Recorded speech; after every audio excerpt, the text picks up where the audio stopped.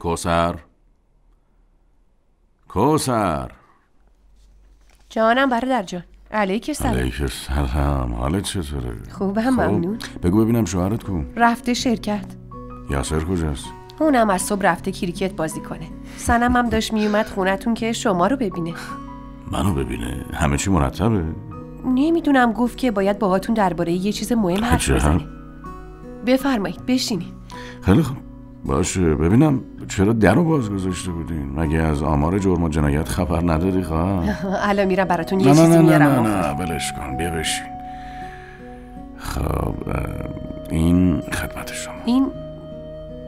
این چیه برادر جان؟ این هزینه عروسی سنمه. اگه کمه بگو بیشتر بهت بدم. برادر جان ما برای هزینه‌های عروسی سنم به اندازه کافی پول داریم. میدونم که به اندازه کافی پول دارین، اما اون پولو برای عروسی یاسر نگه دارین.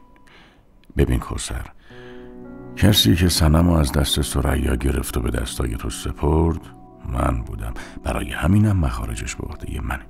ولی برادر جان لازم نیست چونه بزنی. حرفی که زدم و گوش کن. حواست باشه که پذیرایی به بهترین شکل انجام بشه.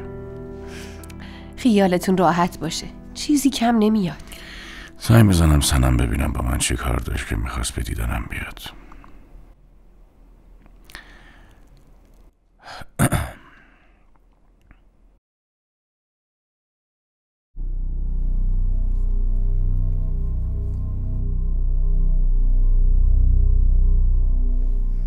برادر جان الان میرم براتون چای میارم.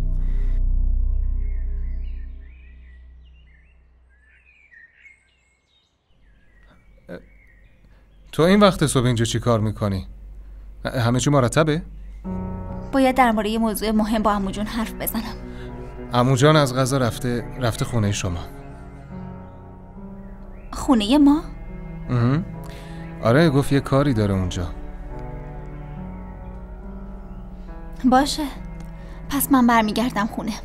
وایسا، منم دارم میرم شرکت. سر راه با هم دیگه میریم و تو رو میرسونم خونه. ممنون. خودم میتونم برم. به نظر میاد برای رفتن خیلی عجله داری. بیا بریم، خودم میرسونمت.